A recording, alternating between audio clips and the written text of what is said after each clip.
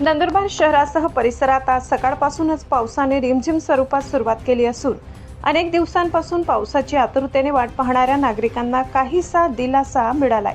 मात्र अद्यापही अपेक्षित असा दमदार पाऊस झालेला नसल्याने शेतकरी आणि नागरिकांची नजर आकाशाकडेच लागून आहे।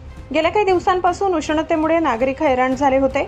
आज सकाळी अचानक वातावरणात बदल होत रिमझिम पावसाला सुरुवात झाली। यामुळे शहरातील वातावरण आल्हाददायक झाले असले तरी शेतीच्या दृष्टीने हा पाऊस पुरेसा नाही।